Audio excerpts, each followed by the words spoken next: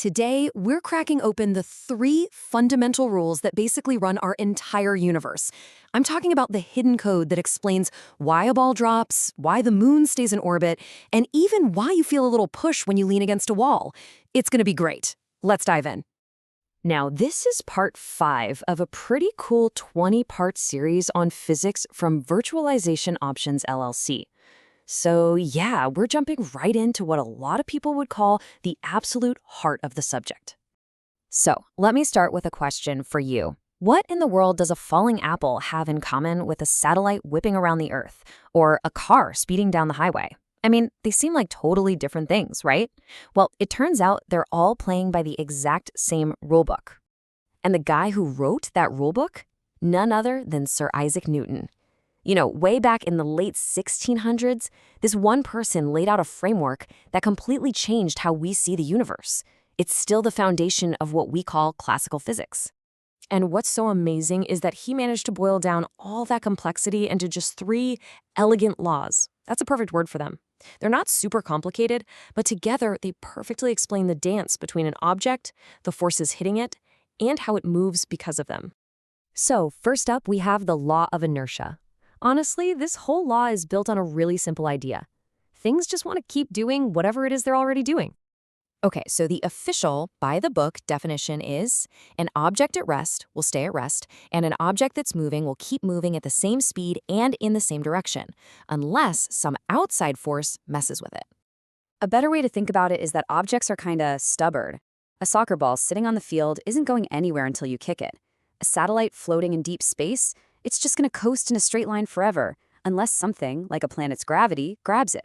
That stubborn resistance to change, that's what physicists call inertia. So if the first law says things won't change by themselves, the second law tells us exactly what it takes to force a change. And this is where we get probably the most famous equation in all of science. F equals ma, force equals mass times acceleration. This little formula is everything. It basically says that the amount of push or pull you need, the force, is tied directly to how heavy the object is, its mass, and how quickly you want to make it speed up or accelerate. This is pure common sense, right?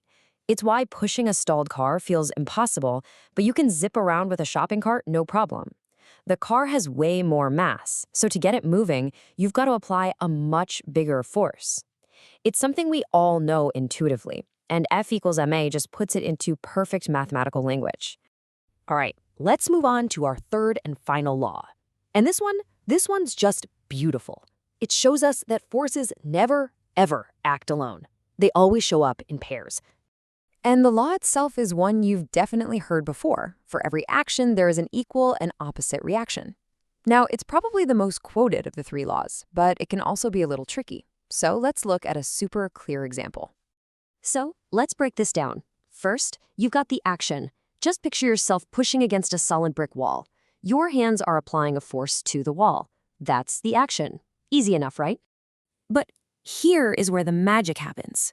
In that exact same instant, the wall is pushing back on you with the exact same amount of force. That's the reaction. The reason you can feel that pressure on your hands is because the wall isn't just sitting there, it's actively pushing back. Okay, so we've looked at all 3 laws on their own: inertia, F equals ma, action, reaction, but the real genius is how they all work together. So where can we see all 3 of them coming together in one big, powerful moment? Let's think about a rocket launch. It's the perfect showcase. First, you've got inertia. That massive rocket just sits on the launch pad, totally at rest, until a huge external force from its engines kicks in. Second, F equals ma.